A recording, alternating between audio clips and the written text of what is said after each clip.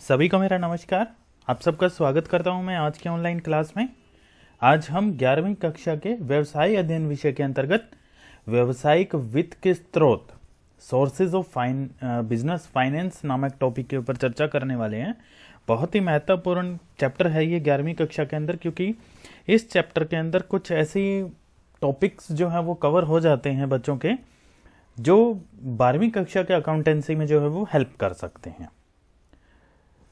तो जो व्यवसायिक वित्त के स्रोत हैं, इसके लिए एक बड़ी अच्छी एक बात है कि वित्त एक संस्था का जीवन रक्त होता है। जैसे हमारी ह्यूमन बॉडी के अंदर जो है वो ब्लड का रोल है, ठीक उसी प्रकार हमारे व्यवसाय में जो है वो वित्त यानी कि पैसा, फाइनेंस, इसका जो है वो एक संस्था में रक्त की तरह से जो है वो रोल होता है। तो इसी बात से ही आप लोग समझ गए होंगे कि कितना महत्वपूर्ण होता है वित्त, फाइनेंस, पैसा।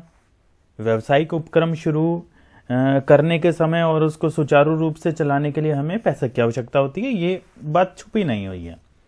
पर्याप्त वित्त के अभाव में न तो व्यवसाय का कुशलतापूर्वक संचालन किया जा सकता है और न ही व्यवसाय का विस्तार करना संभव होता है। तो इन्हीं कुछ बातों को हम आज की ऑनलाइन क्लास में जानेंगे। तो सबसे पहले जान लेते हैं कि आज हम किन किन टॉपिक्स के ऊपर चर्चा करने वाले हैं। इस पूरे चैप्टर को जो है वो हमने 2 भागों में बांटा है, क्योंकि काफी बड़ा चैप्टर है।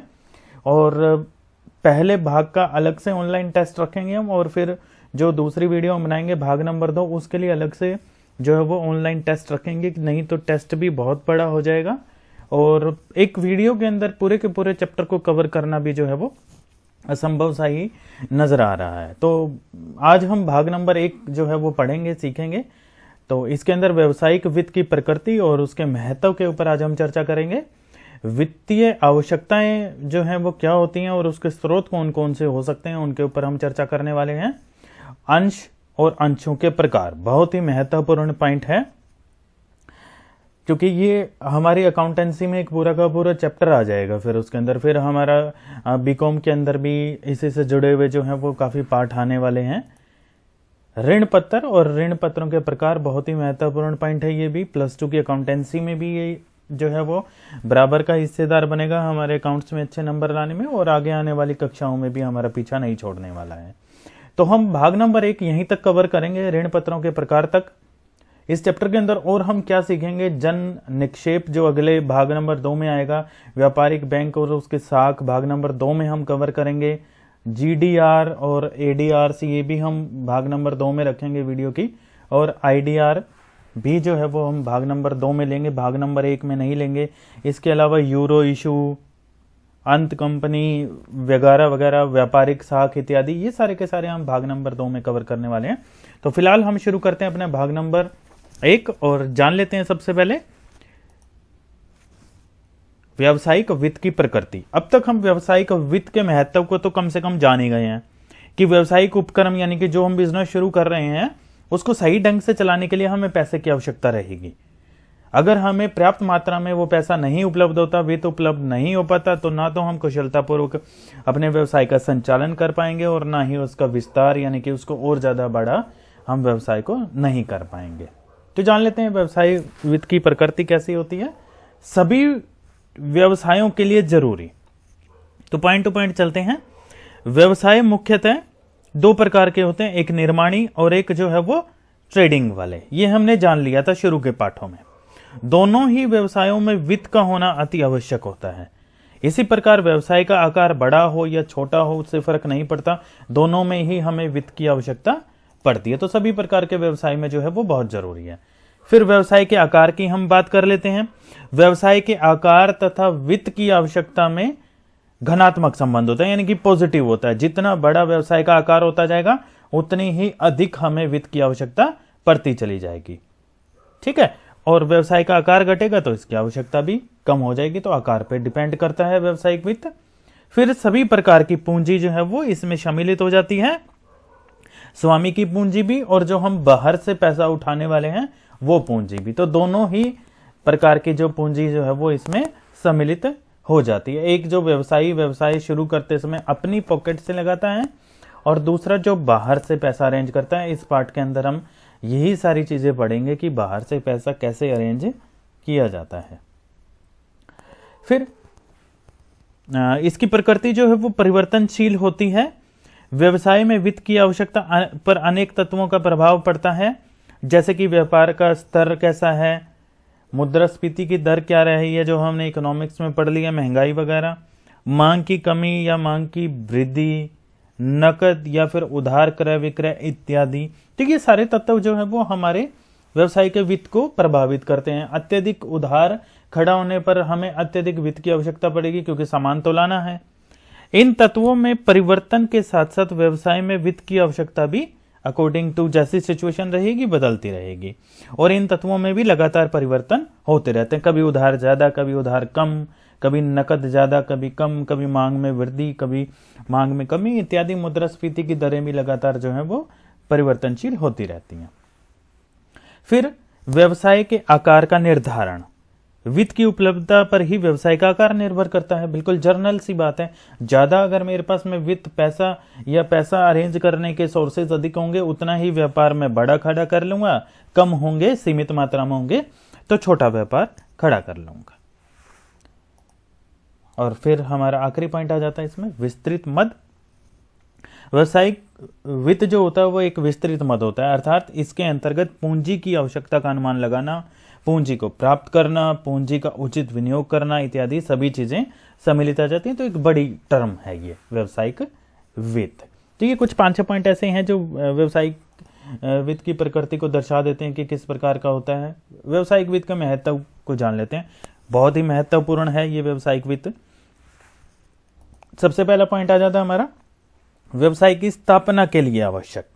ठीक है, व्यवसाय की स्थापना के समय हमें भूमि भी चाहिए, बिल्डिंग भी चाहिए, मशीनरी भी चाहिए, फर्नीचर भी चाहिए, या और भी बहुत सारे ऐसे खर्चे होते हैं। जब हम व्यवसाय शुरू करते हैं तो उस समय हमें पैसे की आवश्यकता पड़ती है। तो व्यवसाय में जब शुरू में ही अगर मेरे पास में उतना पैसा मैं नहीं अरेंज कर पाता या मेरे पास नहीं है, तो फिर मैं व्यवसाय जो है वो शुरू नहीं कर पाऊंगा, एक सपना मात्र रहकर रह जाएगा। व्यवसाय चलाने के लिए भी जरूरी चाहिए। अब व्यवसाय खड़ा तो कर लिया हमने, स्थापना तो उसकी कर ली, पर कच्चे माल का करें, वेतन मजदूरी के भुगतान, भाड़े का भुगतान, जहां से कच्चा माल आएगा वो ट्रक वगैरह जो है वो, या फिर मैं ट्रेन में जो है मंगवाऊंगा, तो खर्चा तो चाहिए उसमें। फिर जो तैयार माल है उसको भेजने के लिए भी जो है वो मुझे खर्चा करना पड़ेगा। तो इस प्रकार हर स्टेप के ऊपर हमें वित्त की आवश्यकता पड़ रही है। पर्याप्त वित्त होगा तो व्यवसाय को आसानी से सफलतापूर्वक चलाया जा सकेगा। फिर व्यवसाय के विस्तार के लिए जरूरी है।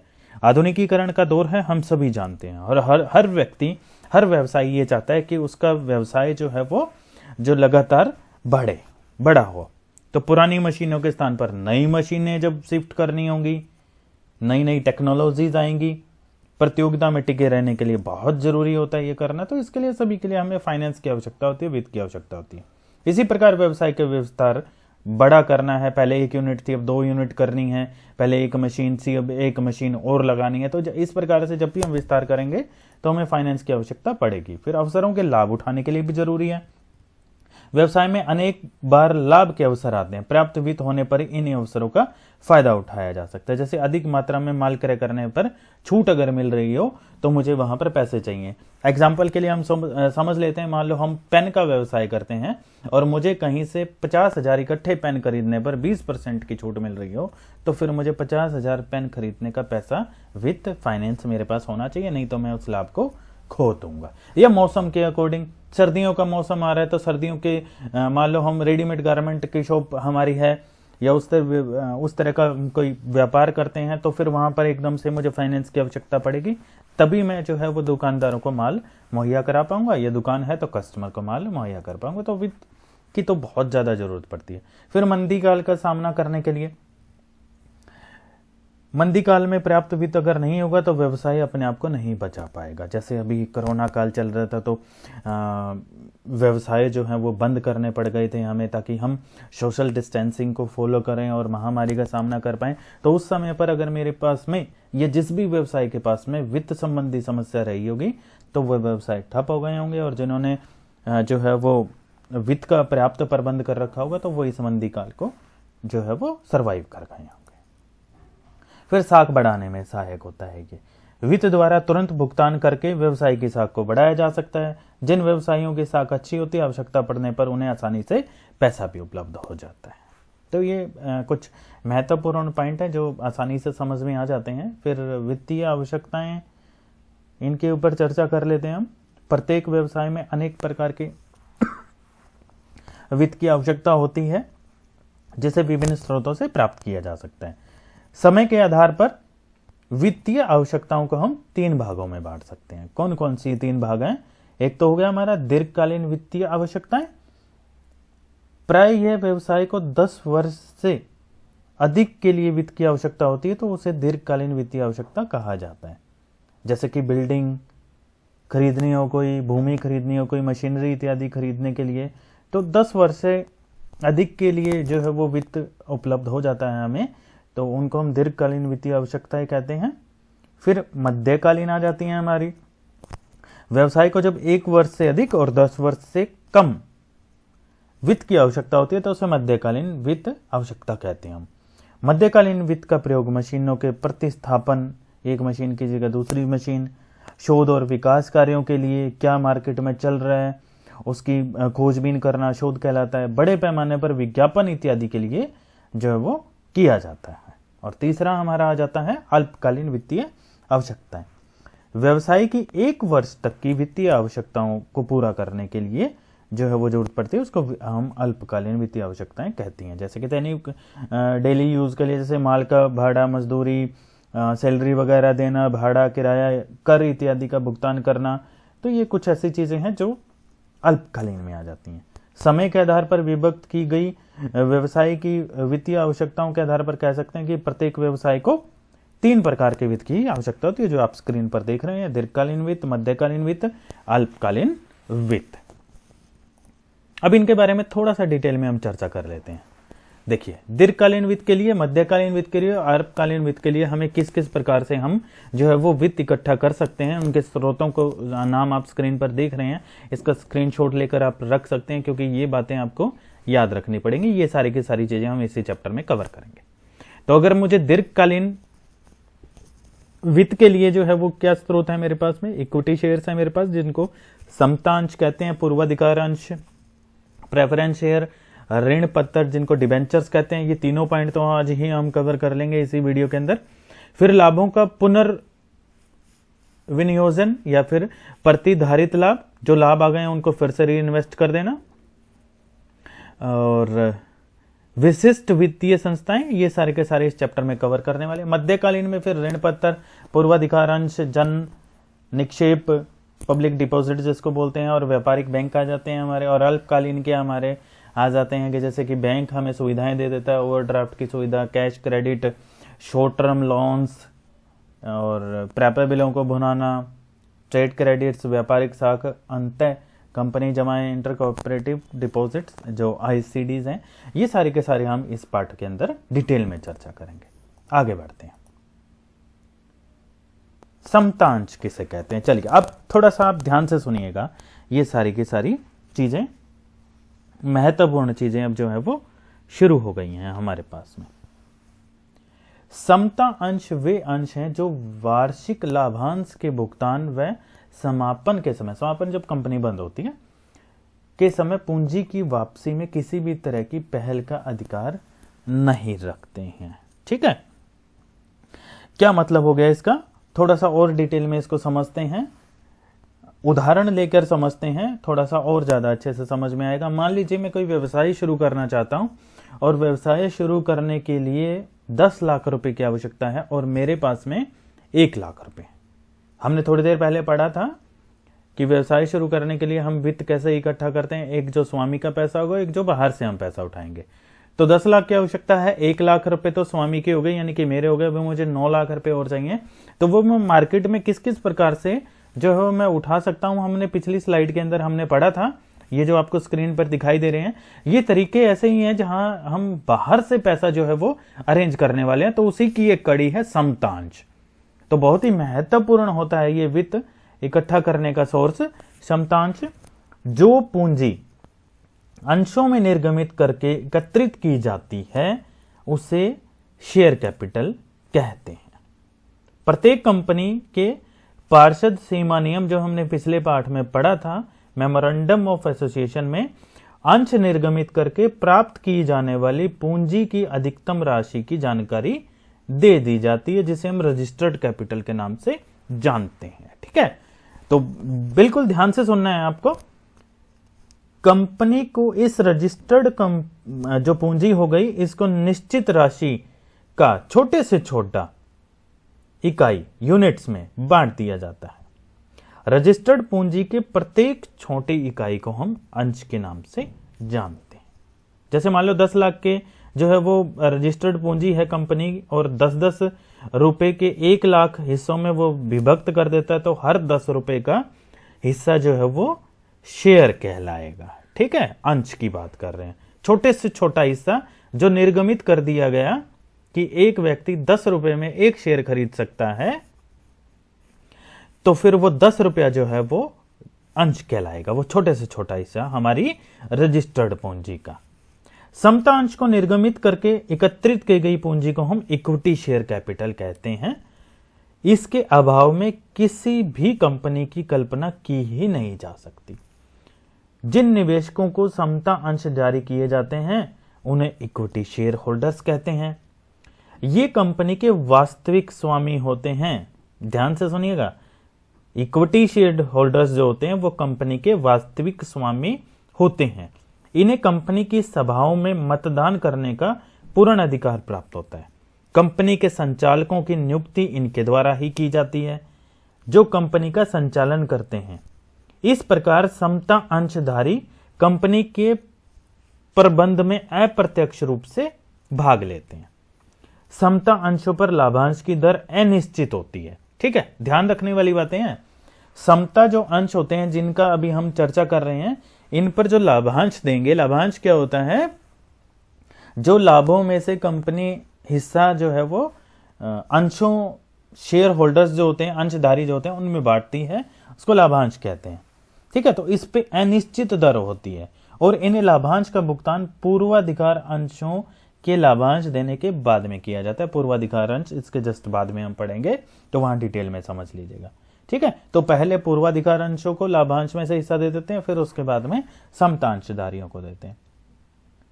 कंपनी की समाप्ति की दशा में पूर्वाधिकार अंशधारियों को पूंजी वापस करने के बाद ही समता अंशधारियों को पूंजी वापस करें। ये कंपनी बंद करने वाली बात है। जब हम कंपनी बंद करेंगे तो पहले पूर्वाधिकार अंश जिनके पास होंगे उनको पैसा दिया जाएगा, उसके बाद फिर इक्विटी शेयर होल्डर्स की बारी आ जाएगी। तो कह सकते हैं कि समता अंशधारी अधिक जोखिम वहन करते हैं, लेकिन सबसे बड़ी बात वो कंपनी के वास्तविक स्वामी होते हैं। तो क्या मतलब हो गया समता अंश का? इसका अभिप्राय क्या हुआ? उन अंशों से जो वार्षिक लाभांश के भुगतान व समापन के समय पूंजी की वापसी में किसी तरह की पहल का अधिकार नहीं रखते। तो सिंपल सी बात है, पहल का अधिकार कौन रखता होगा? पूर्वाधिकार अंश। चलिए अब समता अंश के लाभ जान लेते हैं हम। बहुत ही महत्वपूर्ण कंपनी के, बिना इसके तो एस्टेब्लिश कर ही नहीं सकते हम कंपनी। तो इसको दो हिस्सों में बांट लेते हैं। विनियोजकों को क्या लाभ होता है समता अंश का, और कंपनी को क्या लाभ होता है। विनियोजकों को प्रबंधकीय क्रियाओं में हिस्सेदारी। समता अंशधारियों को कंपनी की सभाओं में उपस्थित होने व मत देने का पूरा अधिकार होता है। जहां तक प्रबंध में हिस्सेदारी का प्रश्न है, समता अंशधारी संचालकों की नियुक्ति करते हैं और उनके प्रतिनिधि के रूप में कार्य करते हैं। या फिर कहें हम कि समता अंशधारियों का कंपनी के प्रबंधक में अप्रत्यक्ष रूप से हाथ होता है। ठीक है, एक तो ये लाभ हो गया समता अंशधारियों को। फिर लाभांश के रूप में अगर हम बात करें तो कंपनी की आय के अंतिम प्राप्तकर्ता होने के कारण ऋण पत्रों पर ब्याज, पूर्वाधिकार अंशधारियों के लाभांश आदि के भुगतान करने के बाद में जो भी शेष बचेगा वह लाभ समता अंशधारियों को ही मिलता है। कई बार यह शेष राशि बहुत अधिक मात्रा में बच जाती है, जिसका प्रभाव यह होता है कि समता अंशधारियों को लाभांश के रूप में बहुत अधिक आय हो जाती है, और अगर कम रह जाएगी तो कम हिस्सेदारी बनेगी। ठीक है, फिर उसके बाद में हमारा पॉइंट आ जाता है पूंजीगत लाभ अर्जित करना। कंपनी की आय में कई बार कंपनी के लाभ अधिक होने के कारण समता अंशधारियों का बाजार मूल्य तेजी से बढ़ने लग जाता है। समता अंशों का कब बढ़ने लग जाता है? जब कंपनी को ज्यादा लाभ होता है तो जो हमारे इक्विटी शेयर्स हैं उनकी जो वैल्यू है मार्केट में बहुत तेजी से बढ़ने लग जाती है। ऐसी स्थिति में अंशों को बेचकर लाभ अर्जित किया जा सकता है। ऐसे लाभ को पूंजीगत लाभ कहते हैं। ठीक है, कैसे लाभ को पूंजीगत लाभ कहते हैं? जब मेरे पास में शेयर मान लीजिए 50 रुपए का एक है और कंपनी के प्रॉफिट कमाने के कारण उसकी वास्तविक कीमत 100 रुपए हो गई, तो उसको जब मैं बेचूंगा तो उससे जो लाभ मुझे होगा उसको मैं पूंजीगत लाभ कहूंगा। इस प्रकार समता अंशधारियों को प्राय प्रतिवर्ष लाभांश तो मिलता ही रहेगा, लेकिन कभी कभी अंशों के बाजार मूल्य में हुई बढ़ोतरी से भी लाभ कमाया जा सकता है। ठीक है, तो उसको पूंजीगत लाभ कहेंगे। अब कंपनी को क्या लाभ होता है इक्विटी शेयर से? स्थायी पूंजी की व्यवस्था हो जाती है। समता अंश कंपनी को दीर्घकालीन और स्थायी वित्त उपलब्ध करवाते हैं। समता अंश पूंजी का भुगतान कंपनी को अपने जीवन काल में नहीं करना होता। कब करना होता है? समापन की अवस्था में ही करना होता है। ठीक है, एक तो स्थायी पूंजी मिल गई कंपनी को, फिर स्थायी भार नहीं होता। समता अंश पूंजी पर प्रतिफल स्वरूप कंपनी पर कोई स्थायी भार नहीं होता। इस पर पूर्वाधिकार अंशों की भांति लाभांश की दर निश्चित नहीं होती। सभी स्थायी व्ययों का भुगतान करने के बाद यदि कुछ शेष बचेगा तभी जो है वो लाभांश बटेगा। तो कोई फिक्स नहीं है भाई इतने % तो देना ही पड़ेगा इनको लाभांश, कुछ नहीं है ऐसा। सारे खर्चे निकालने के बाद जो भी बचेगा कंपनी में लाभ के रूप में वही जो है वो इनके अंदर बटेगा। फिर साख में वृद्धि। जिस कंपनी की जितनी अधिक इक्विटी शेयर कैपिटल होगी, समता अंश पूंजी होगी, बाजार में उसकी साख उतनी ही अधिक होगी। इससे कंपनी को ऋण प्राप्त करने में भी हेल्प होती है और क्षमता में भी वृद्धि होती है, ज्यादा से ज्यादा ऋण मिल जाता है। फिर बंधक वगैरह की जरूरत नहीं होती इसके अंदर। प्राय ऋण लेने के समय कंपनी को अपनी संपत्तियां बंधक या गिरवी जिसको हम कहते हैं रखना पड़ता है, लेकिन अंश पूंजी पर बंधक की आवश्यकता नहीं होती है। ठीक है, तो बड़ी आसानी से इसको मिल जाता है फाइनेंस। तो ये लाभ है, तो लाभ है तो कुछ ना कुछ दोष भी होंगे। चलो जिक्र कर लेते हैं, उसी प्रकार से बांट लेते हैं दो हिस्सों में। विनियोजकों को क्या हानि होगी और कंपनी को क्या हानि वाले है।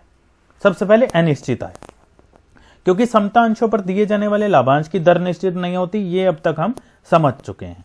इसीलिए समता अंशधारियों की आय भी अनिश्चित होगी। यहां यह भी जरूरी नहीं है कि कंपनी को लाभ होने की दशा में उन्हें लाभांश अवश्य मिलेगा। कई बार भावी वित्तीय आवश्यकताओं को देखते हुए लाभों को कंपनी में भी रोका जा सकता है। फिर मंदी काल से हानि। मंदी काल में लाभ कम होने के कारण एक और लाभांश की कम दर से मिलता है, वहीं दूसरी ओर अंशों का बाजार मूल्य भी गिर जाता है। इस प्रकार मंदी काल में समता अंशधारियों को भारी हानि होने की संभावना रहती है। समापन से हानि। कंपनी के समापन की दशा में इक्विटी शेयर कैपिटल की वापसी सबसे अंत में की जाती है। जहां तक कि अधिक हानि होने की दशा में समता अंशधारियों को जो पूंजी उन्होंने इन्वेस्ट कर रखी है, विनियोग कर रखी है, उससे भी हाथ धोना पड़ सकता है, मतलब पैसा डूब गया। सट्टेबाजी से हानि। कुछ लोग अंशों में सट्टेबाजी करते हैं जिसके कारण इनके बाजार मूल्य में भारी उतार चढ़ाव देखे जाते हैं। इससे भी विनियोजकों को हानि होने का खतरा बना रहता है। कंपनी को क्या हानि होती है इससे? समता पर व्यापार के लाभ से वंचित। यदि कंपनी केवल समता अंश ही जारी करती है तो समता पर व्यापार का लाभ नहीं उठाया जा सकता। इसका लाभ उठाने के लिए ऋण पूंजी का होना बहुत जरूरी है। ठीक है, तो एक तो ये नुकसान हो गया, यदि कंपनी केवल समता अंश ही जारी करती है तो समता पर व्यापार का लाभ नहीं उठा पाएंगे। इसका लाभ उठाने के लिए उनको फिर ऋण पूंजी का जो है वो यूज करना पड़ेगा। फिर पूंजी ढांचे में लोचशीलता का अभाव। समता अंशों को एक बार निर्गमित करके कंपनी अपने जीवन काल में इनका भुगतान नहीं कर सकती। समता अंशों की यह विशेषता पूंजी ढांचे में लोचशीलता का अभाव पैदा करती है। अतः चाहते हुए भी कंपनी समता अंश पूंजी को वापस नहीं कर सकती। ठीक है, जो एक बार इन्वेस्टमेंट हो गई तो फिर उस पैसे को वापस जो है वो नहीं कर सकते हम। फिर प्रबंध में हस्तक्षेप से हानि हो सकती है। कंपनी जितने अधिक समता अंश जारी करेगी उतने ही अधिक लोग हस्तक्षेप कंपनी में प्रबंध में करने लगेंगे। कई बार कुछ लोग स्वार्थ सिद्ध करने के लिए किसी कंपनी के अधिकतर अंश क्रय कर लेते हैं। ऐसे करके कंपनी को अपने हाथों में ले लेते हैं और मनचाहे ढंग से चलाना शुरू कर देते हैं। फिर अधिक निर्गमन लागतें, अन्य प्रतिभूतियों की अपेक्षा समता अंश जारी करने पर कंपनी को अधिक निर्गमन लागतों का वहन करना पड़ता है, यानी कि जब वो इशू करते हैं शेयर्स को तो ज्यादा खर्चा होता है इन पर। लास्ट पॉइंट, कर लागत नहीं, कर लाभ नहीं। ऋण पत्रों पर भुगतान किए गए ब्याज को लाभ हानि खाते में अन्य खर्चों में भुगतान की भांति दिखाया जा सकता है, जिससे कंपनी का लाभ कम होता है, परिणाम स्वरूप कर आयकर कम भुगतान करना पड़ता है। लेकिन समता अंशों पर भुगतान किए गए लाभांश पर आयकर का कोई लाभ नहीं मिलता, क्योंकि यह कंपनी का खर्चा नहीं है, बल्कि यह तो लाभों में से दिया गया हिस्सा होता है। तो जितना फायदा समता अंश के अंदर हमने देखा, तो उसमें कुछ दोष भी ऐसे हमें मिले, लेकिन उसके बावजूद इस चीज से नहीं हम मना कर सकते कि समता अंशों के बिना कंपनी को सुचारू रूप से नहीं चलाया जा सकता। अब दूसरे आ गए पूर्वाधिकार अंश। पूर्वाधिकार अंश वे अंश हैं जो वार्षिक लाभांश के भुगतान और समापन के समय पूंजी की वापसी में किसी तरह की पहल करने का अधिकार रखते हैं। जो समता अंश थे वो अधिकार नहीं रखते थे। पूर्वाधिकार अंशों की पेमेंट करने के बाद ही इक्विटी शेयर वालों की पेमेंट की जाती है। ठीक है, तो पूर्वाधिकार अंश कंपनी की दीर्घकालीन और मध्यकालीन वित्तीय आवश्यकताओं को पूरा करते हैं। पूर्वाधिकार अंशधारियों को समता अंशधारियों की तुलना में जो है वो दो प्रकार की प्राथमिकताएं जो है वो प्राप्त हो जाती हैं। डिफरेंशिएट करने में सहायता मिलेगी। क्या? इन्हें लाभांश का भुगतान समता अंशधारियों से पहले किया जाता है और लाभांश की दर पहले से ही निश्चित होती है। 4%, 2%, 1%, 10%, 12%, पहले से ही बता देंगे कि इतने परसेंट जो है वो हम आपको लाभांश का हिस्सा देंगे। दूसरा, कंपनी के समापन की दशा में पूर्वाधिकार अंशधारियों की पूंजी की वापसी समता अंशधारियों से पहले की जाएगी। समापन का मतलब जो कंपनी बंद हो रही है। प्राय पूर्वाधिकार अंशधारियों को कंपनी की सभाओं में मत देने का अधिकार नहीं होता, किंतु भारतीय कंपनी अधिनियम की धारा 87 के अनुसार 87 के अनुसार कुछ विशेष परिस्थितियों में इन्हें मत देने का अधिकार प्राप्त है। चलिए जान लेते हैं कि पूर्वाधिकार अंश कितने प्रकार के होते हैं। एक तो होते हैं परिवर्तनीय पूर्वाधिकार अंश। क्या होते हैं? यदि पूर्वाधिकार अंशधारियों को यह अधिकार प्राप्त है कि वे निश्चित अवधि के बाद अपने अंशों को समता अंश में परिवर्तित कर सकते हैं, तो ऐसे अंशों को हम परिवर्तनीय पूर्वाधिकार अंश कहते हैं। ठीक है, मतलब परिवर्तनीय पूर्वाधिकार अंश क्या हो गए? जिनको इस प्रकार का अधिकार प्राप्त है कि एक निश्चित अवधि के बाद में वो अपने अंशों को समता अंश में परिवर्तित कर सकते हैं। वहीं अगर अपरिवर्तनीय की बारे में बात करें तो इनको अधिकार प्राप्त नहीं होता। ऐसे अंशों को अपरिवर्तनीय पूर्वाधिकार अंश कहा जाता है। फिर संचयी पूर्वाधिकार अंश। पूर्वाधिकार अंशों पर लाभांश की दर निश्चित होती है, ये अब तक हम समझ गए हैं। यदि कंपनी को किसी वर्ष लाभ ना हो तो अंशधारी उस वर्ष के बकाया लाभांश को अगले वर्ष प्राप्त करने का अधिकार रखते हैं। इस प्रकार जिन जिन वर्षों में लाभ की अपर्याप्तता के कारण इन्हें लाभांश नहीं मिल पाता, तो इनका लाभांश संचित होता रहता है, जुड़ता रहता है। भविष्य में लाभ की जो है अधिक होने पर सर्वप्रथम इनका बकाया भुगतान कर दिया जाता है, फिर चालू वर्ष के लाभांश का भुगतान किया जाता है। संचयी पूर्वाधिकार अंशों पर लाभांश का पूरा भुगतान होने के बाद ही शेष लाभों में से समता अधिकारी जो अंशधारी होते हैं उनका लाभांश भुगतान किया जाता है। फिर आ गया असंचयी। यदि किसी वर्ष पर्याप्त लाभ ना होने के कारण इन्हें लाभांश के भुगतान ना किया जाए तो अगले वर्ष इन्हें केवल चालू वर्ष का ही लाभांश दिया जाएगा, अर्थात पिछले वर्ष के बकाया लाभांश को प्राप्त करने का इनको अधिकार नहीं होता। तो दोनों में कोई ज्यादा डिफरेंस नहीं है, एक में है अधिकार, एक में नहीं है। फिर भागयुक्त पूर्वाधिकार अंश जो होते हैं, क्या होते हैं? जिन पूर्वाधिकार अंशों पर समता अंशधारियों को एक निश्चित दर से लाभांश वितरित करके उपरांत शेष लाभ में से पुनः लाभांश, अर्थात एक बार उन्हें पूर्व निश्चित दर से लाभांश प्राप्त हो चुका है, लेने का अधिकार प्राप्त होता है, तो उन्हें भागयुक्त पूर्वाधिकार अंश कहते हैं। फिर से जान लेते हैं। जिन पूर्वाधिकार अंशों पर समता अंशधारियों को एक निश्चित दर से लाभांश वितरित करने के उपरांत शेष लाभ में से पुनः लाभांश, मतलब एक बार तो उनको अपना परसेंटेज मिल गया पूर्वाधिकार अंशों को, उसके बाद इक्विटी शेयर वालों को एक निश्चित दर पर जो है कंपनी ने दे दिया, जो दर निश्चित नहीं होती, कंपनी अपनी मर्जी से निर्धारित कर देती है, भाई हम 2% देंगे, 1% देंगे, जो भी देना चाहें। उसके बाद भी लाभांश में से अगर इनको कुछ हिस्सा मिलता है तो वो होते हैं भागयुक्त पूर्वाधिकार अंश। अभागयुक्त में इसका विपरीत हो जाएगा, उनके पास अधिकार नहीं होता। फिर आ जाता है शोध्य पूर्वाधिकार अंश। ऐसे पूर्वाधिकार अंश जिनका कंपनी एक निश्चित अवधि के बाद भुगतान कर देती है वो शोध्य अंश कहलाते हैं, और अशोध्य वो जाएंगे जिनमें कंपनी जीवन काल तक भुगतान नहीं करती। तो शोध्य वो हो गए, पहले से होगा भाई 3 साल के बाद में आपको जो है वो आपके अंशों की कीमत कंपनी अदा कर देगी, वो तो हो गए शोध्य। और जो पूरे जीवन काल तक कंपनी जो है वो पेमेंट नहीं करेगी वो हो जाएंगे अशोध्य पूर्वाधिकार अंश। तो इसका स्क्रीनशॉट आप लेके रख लीजिएगा, बहुत ही महत्वपूर्ण पॉइंट था। अगले पॉइंट पे चलते हैं, पूर्वाधिकार अंशों के लाभ। ठीक है, उसी प्रकार से 2 हिस्सों में बांट लेते हैं, विनियोजकों के लिए क्या लाभ होंगे और कंपनी के लिए क्या लाभ रहेंगे। पहला पॉइंट, नियमित आय। यदि कंपनी को पर्याप्त लाभ होते हैं तो पूर्वाधिकार अंशों पर पूर्व निश्चित दर से ही लाभ दिया जाता रहेगा, लेकिन पर्याप्त लाभ ना होने की दशा में भी कुछ लाभांश तो मिलता ही है।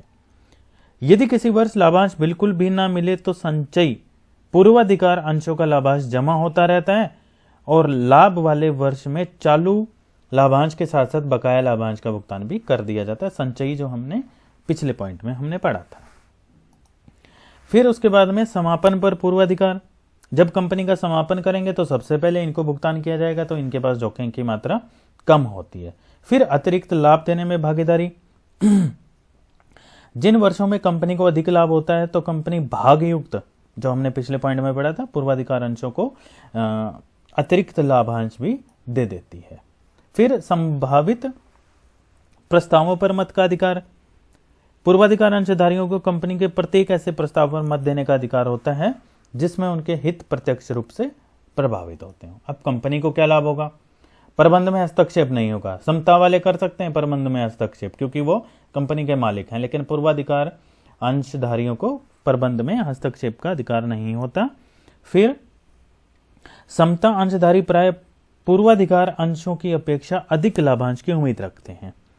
समता अंशधारियों को यह उम्मीद कंपनी पर बोझ बनी रहती है, वहीं दूसरी ओर पूर्वाधिकार अंशों पर निश्चित दर से ही लाभांश का भुगतान करना होता है, इससे कंपनी निश्चिंत रहती है। फिर उसके बाद में पूर्वाधिकार अंशों के निर्गमन पर कंपनी को अपनी संपत्ति गिरवी नहीं रखनी पड़ती, जबकि ऋण पत्रों की दशा में ऐसा कई बार करना पड़ता है। बाद में आगे डिटेल में पढ़ेंगे ऋण पत्रों को। फिर स्थायी पूंजी। शोध्य पूर्वाधिकार अंशों को छोड़कर अन्य पूर्वाधिकार अंशों के निर्गमन से कंपनी को स्थायी पूंजी प्राप्त होती है। शोध्य मतलब कौन से थे जो हमने पिछले पॉइंट में पढ़े, जिनको कंपनी जो है वो उनकी पेमेंट वापस कर देती है। अशोध्य वो थे जिनको पूरे जीवन काल में कंपनी पेमेंट वापस नहीं करती है। तो शोध्य वाले छोड़कर बाकी तो स्थायी पूंजी के रूप में प्राप्त हो जाएंगे। फिर लोचशीलता की बात कर लेते हैं। पूर्वाधिकार अंशों का निर्गमन करके कंपनी अपने पूंजी ढांचे को लोचशील बना सकती है, अर्थात यदि किसी समय कंपनी के पास पूंजी अधिक हो जाए तो वो शोध्य अंशों का भुगतान तुरंत कर सकती है, लायबिलिटी कम हो जाएगी उसकी। फिर समता अंशधारियों को क्या लाभ हो रहा है इससे? पूर्वाधिकार अंशों पर लाभांश की दर पूर्व निश्चित होती है जो बहुत अधिक नहीं होती। इसका प्रभाव यह होता है कि पूर्वाधिकार अंशों को लाभांश का भुगतान करके शेष बचा सारा लाभांश समता अंशधारियों को लाभांश के रूप में बांट दिया जाता है।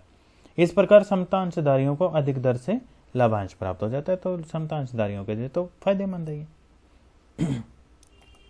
अगले पॉइंट पे चलते हैं, हानियों का जिक्र कर लेते हैं। दोष क्या है इसके अंदर पूर्वाधिकार अंशों में? उसी प्रकार से 2 हिस्सों में बांट लेते हैं, विनियोजकों के लिए क्या हानि है और कंपनी के लिए क्या हानि है। पहला पॉइंट, अतिरिक्त लाभ में हिस्सा। भागयुक्त पूर्वाधिकार अंशों को छोड़ दें तो शेष पूर्वाधिकार अंशधारियों को कंपनी के अतिरिक्त लाभ में हिस्सा नहीं मिलता। अतिरिक्त लाभ का अभिप्राय समता अंशों को निश्चित दर पर लाभ देने के बाद बचे लाभ से होता है। दूसरा, जब कंपनी का समापन होता है तो कंपनी की सारी संपत्तियां बेच दी जाती हैं और दायित्वों का भुगतान कर दिया जाता है। पूर्वाधिकार अंशधारियों सहित सभी को उनकी जमा पूंजी के बराबर भुगतान कर दिया जाता है। इसके बाद जितनी भी राशि बचती है वो सारी समता अंशधारियों को दे दी जाती है। ऐसा नहीं होता कि समता अंशधारियों पर जमा राशि के भुगतान करके जो अधिशेष बचे उसमें से पूर्वाधिकार अंशधारियों को भी हिस्सा दिया जाए। ठीक है, तो ये एक नुकसान है। इनकी पेमेंट जितनी है उतनी ही इनको दी जाएगी, उसके बाद भी एक्स्ट्रा जो भी पैसा इकट्ठा होगा उसमें से इनकी हिस्सेदारी नहीं बनती है। प्रबंधकीय गतिविधियों में हिस्सा नहीं ले पाते ये, एक तो ये इनकी हानि है, ये हम पहले से ही समझ चुके हैं।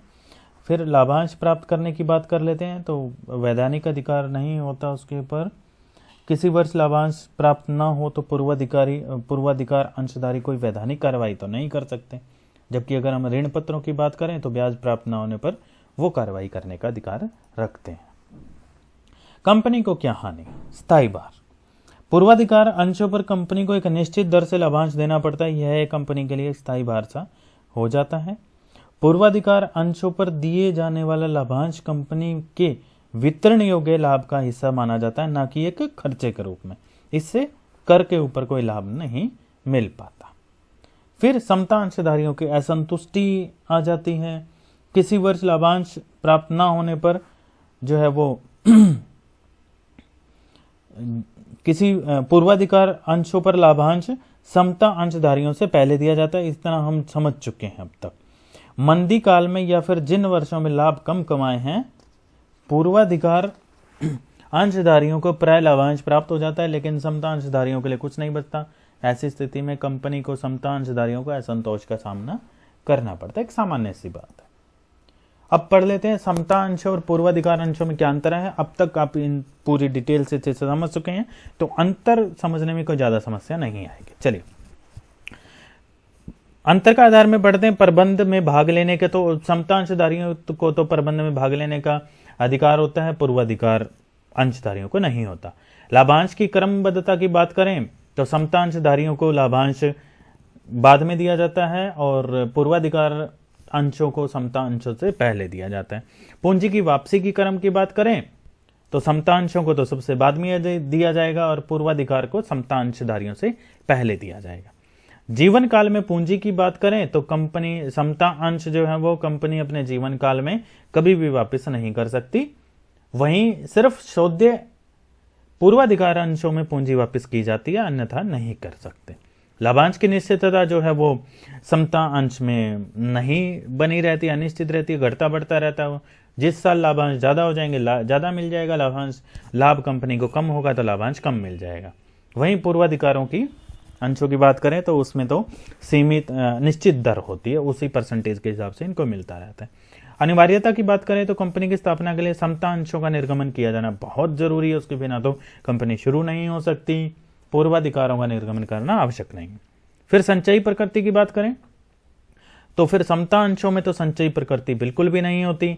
वहीं पूर्वाधिकार में संचयी पूर्वाधिकार अंश अगर हमारे पास में है तो फिर साल दर साल वो लाभांश जो हमें नहीं मिला है किसी साल लाभ कम होने के कारण या नुकसान होने के कारण, तो अगले आने वाले वर्षों में दिया जा सकता है। बहुत ही आसान पॉइंट है। आगे चलते हैं। हमारी आज की ऑनलाइन क्लास का ये आखिरी पॉइंट है ऋण पत्र, जिनको डिबेंचर्स के नाम से जानते हैं। ऋण पत्रधारियों द्वारा कंपनियों को दिए गए ऋण से है जिन पर वे निश्चित दर से ब्याज प्राप्त करते हैं। जो हमारे पूर्वाधिकार अंशधारी थे वो निश्चित दर से लाभांश प्राप्त करते हैं, ऋण पत्रधारी ब्याज प्राप्त करते हैं। ऋण पत्र कंपनी के दीर्घकालीन और मध्यकालीन वित्त का एक महत्वपूर्ण साधन होते हैं। ऋण पत्रधारी कंपनी के ऋणदाता होते हैं। ऋण पत्र कंपनी की सार्वभौम मुद्रा के अंतर्गत निर्मित किए गए ऋण की स्वीकृति का लिखित प्रमाण पत्र होता है। अगर हम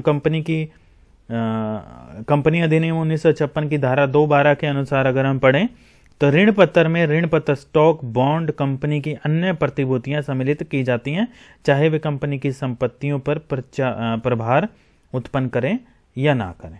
तो साधारण सी बात हम समझें अगर ऋण पत्र के बारे में, तो इनके ऊपर निश्चित दर से ब्याज दिया जाता है।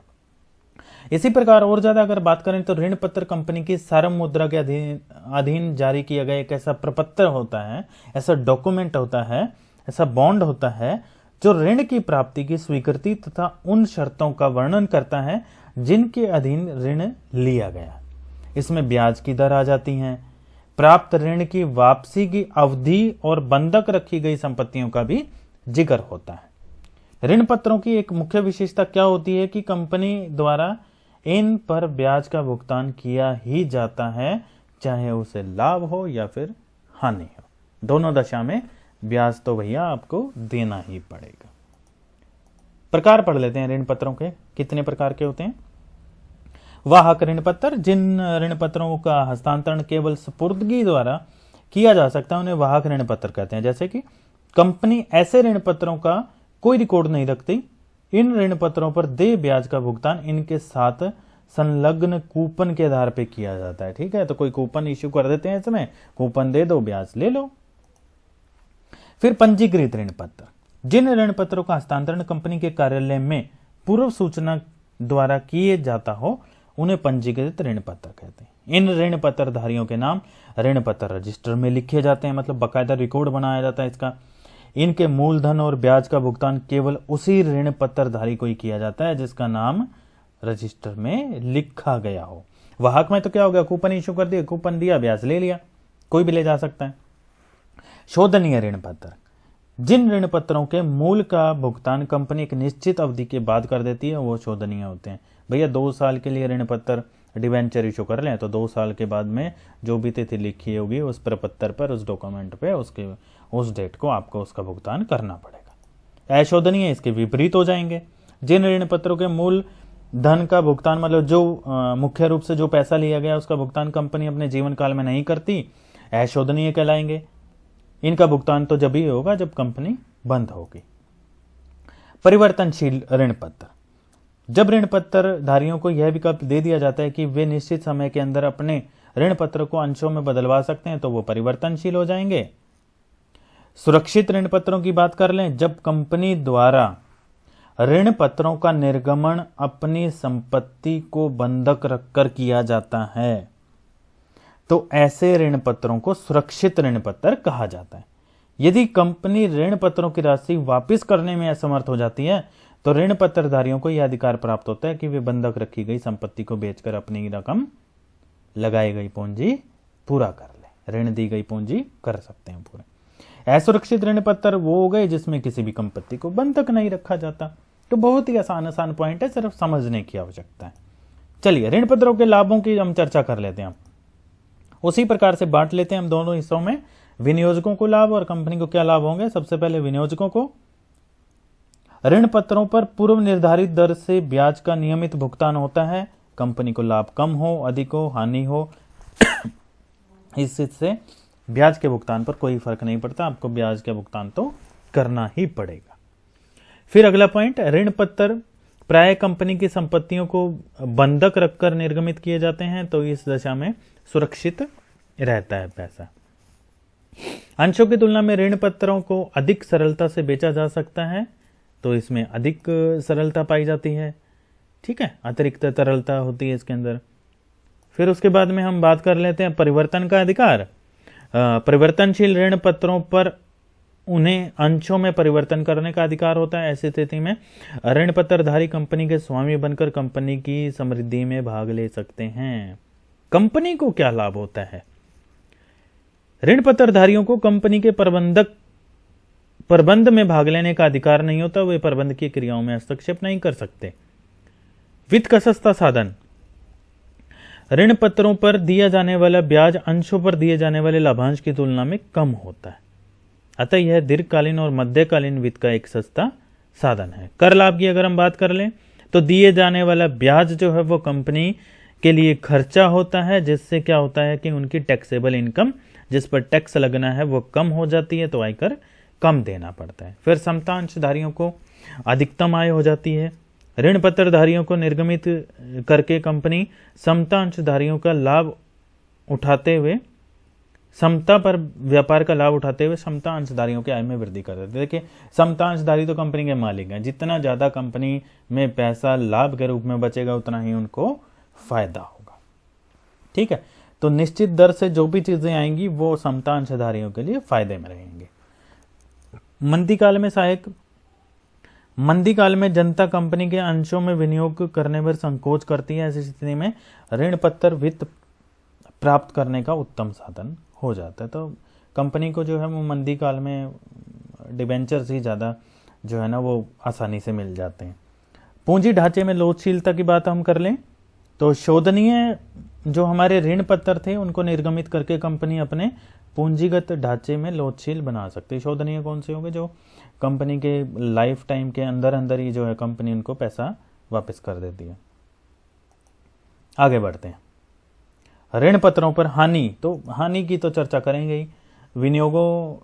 विनियोजकों की और कंपनी की दोनों की बराबर बराबर कर देते, कोई ज़्यादा हानि नहीं है।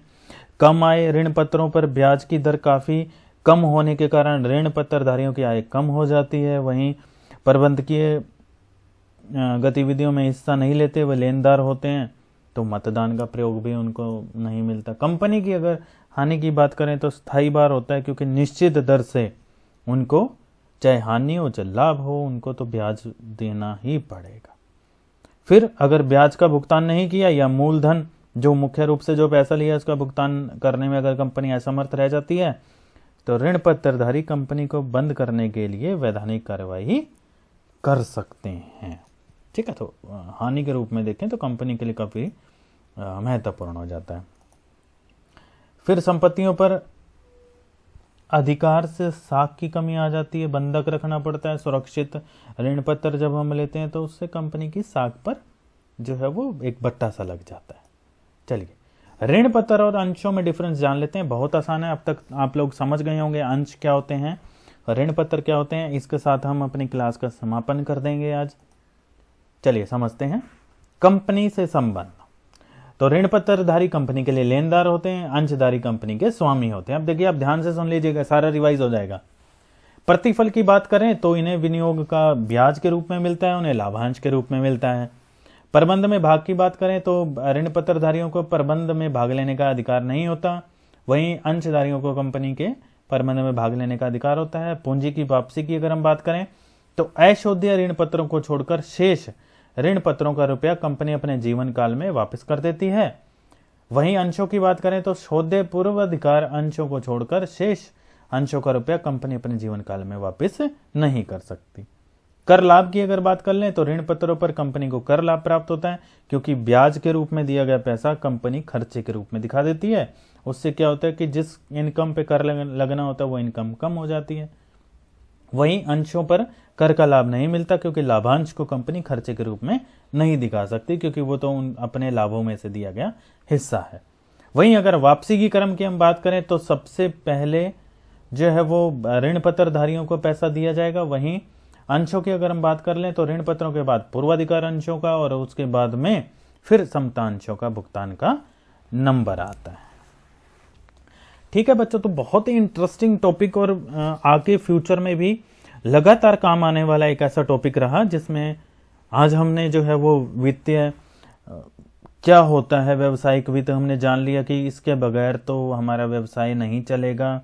वित्तीय आवश्यकताएं क्या होती हैं और स्रोत कौन कौन से होते हैं। समता अंशों के ऊपर आज हमने चर्चा की, पूर्वाधिकार अंश भी जान लिए, उनमें डिफरेंस भी कर लिया, और लास्ट में जाते जाते हमने ऋण पत्रों के बारे में समझा और ऋण पत्र और अंशों में क्या डिफरेंस है ये भी हमने जान लिया। मुख्य रूप से क्षमता अंशधारी कंपनी के मालिक हैं, उसके बाद नंबर आ जाता है पूर्वाधिकार अंशों का और लास्ट में आ जाता है ऋण पत्र। उम्मीद करता हूं आप सबने ध्यान से सुना होगा। नमस्कार।